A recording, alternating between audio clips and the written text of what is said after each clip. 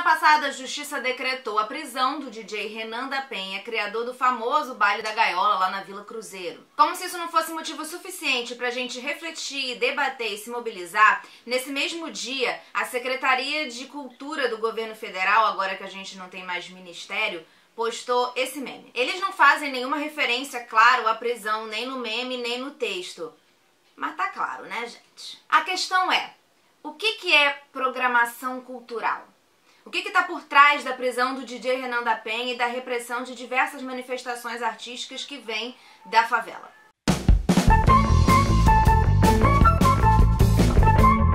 O DJ Renan da Penha, como eu falei, criou o famoso Baile da Gaiola, que é já cantado em diversas músicas, né? Diversas canções do funk fazem referência ao baile, que é o maior do Rio de Janeiro. Hoje fica de marola, senta pro chefinho do jeitinho dele. Vai ficar chapado, vai jogar depois das horas. Toma, toma, toma, toma, toma, só. Além disso, o Renan da Penha é um dos principais responsáveis por difundir a nova forma de se tocar funk, vamos dizer assim, que é o do 150 BPM, né? 150 batidas por minuto, aquele funk mais acelerado. As novinhas da gaiola, elas representam. Ao som do 150, ela senta, senta, senta. Ao som do 150, ela senta, senta, senta. Ao som do 150, ela senta. Senta, senta, senta, senta, senta, senta, senta. Ao som do 150, ela senta, senta, senta. Ao som do 150, ela senta, senta, senta. O Renan passou a fazer sucesso também no YouTube, com isso ele passou a ser convidado a tocar não só no Brasil inteiro, como também fora do país. No dia 20 de março foi expedido mandado de prisão contra 11 pessoas envolvidas no Baile da Gaiola, e entre elas estava o Renan Santos da Silva, que é o Renan da Penha. Ele foi condenado por associação ao tráfico de drogas, com pena prevista de 6 anos e 8 meses em regime fechado. Ele foi inocentado em primeira instância, mas depois de um recurso do Ministério Público do Rio de Janeiro, ele foi condenado. Na decisão, o desembargador Antônio Carlos Nascimento Amado, da Terceira Câmara Criminal, ele diz que Renan tinha a função de olheiro ou atividade e ele relatava a movimentação dos policiais. Uma testemunha disse que a participação do Renan na organização criminosa era informar a movimentação dos policiais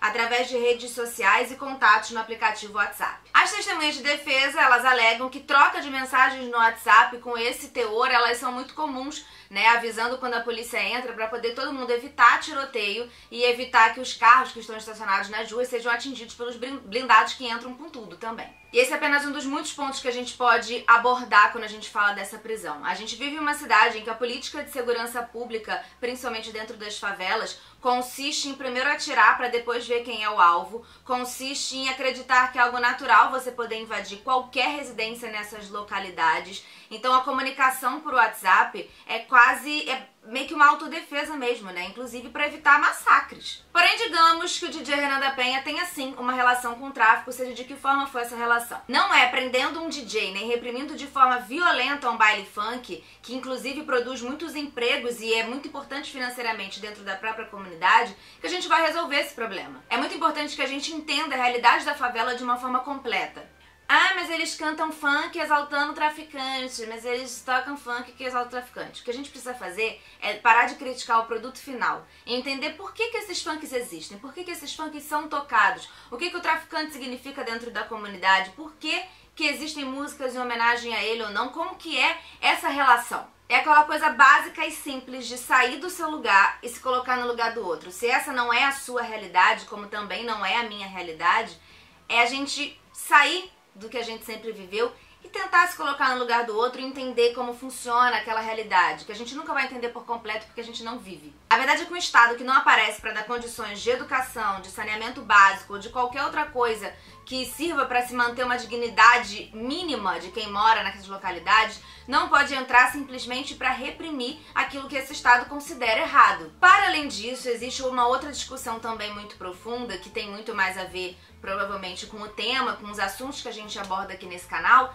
que tem relação com aquele meme divulgado pelo governo que eu mostrei lá no começo do vídeo. Esse meme, como eu disse, foi divulgado pela Secretaria de Cultura do Governo Federal, que é, vejam só, subordinado ao Ministério da Cidadania. A gente passou séculos e séculos e ainda está inserido nessa ideia de que cultura de verdade é aquilo que veio de uma cultura eurocêntrica e branca, e sempre se deixou de lado e se entendeu como algo menor tudo que vinha dos escravos, tudo que vinha da população negra, tudo que veio dos índios. Então é muito comum a gente atribuir a ideia de cultura a uma educação formal. Mas a verdade é que quando se fala em cultura, nada é natural, sabe? Tudo é processo. O mundo, ele precisa ser visto de forma horizontal, para que a gente possa entender o outro, se colocar no lugar do outro, enxergar o mundo do outro com o olho do outro, sabendo que isso nunca vai ser possível 100%, porque a gente também tem as nossas vivências e isso contamina a forma como a gente vê o mundo. A cultura ocidental europeia e nós colonizados pelos europeus, a gente tem uma mania muito grande de entender a cultura como escala evolutiva, né?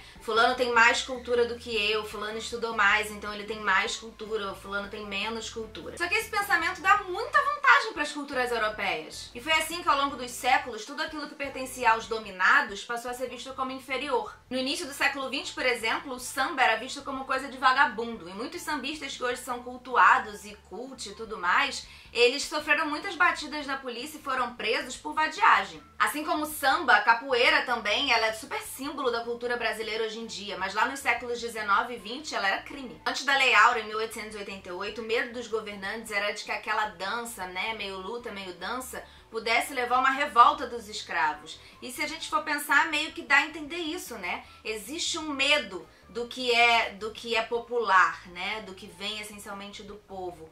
Existe um medo por trás das letras de música, existe um medo por trás, como existia por trás da cultura, né, da capoeira, porque é isso, né? É quando a coisa vem, não foi imposta, a coisa veio naturalmente de maneira orgânica.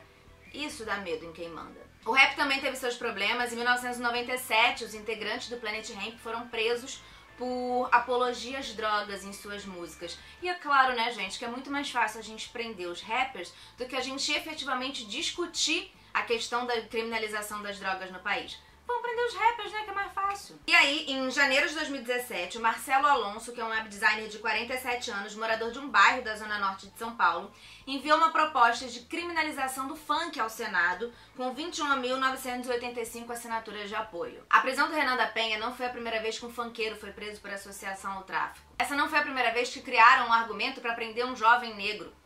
E não vai ser a última. Como a gente viu aqui ao longo desse vídeo, isso é um processo histórico, tem muitas forças lutando para que isso continue acontecendo. Mas a gente precisa debater essas coisas, refletir sobre outro ponto de vista, para a gente poder entender e começar a mudar isso que acontece.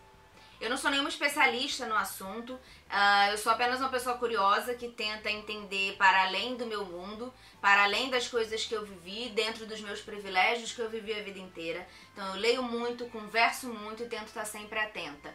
Mas tem gente que se debruça realmente sobre isso. Tem gente que se debruça nesse debate, estuda muito, né, e faz mestrados, doutorados, entendendo sobre esses conceitos um pouco controversos do que é cultura, sobre o lazer do povo negro e como isso tem sido criminalizado ao longo do tempo, enfim, sobre racismo institucional. As pessoas, elas estudam isso. E a minha ideia é que esse vídeo tenha sido apenas o início de um debate e que a gente possa trazer essas pessoas para conversar aqui ou em um outro formato que a gente está ainda tentando.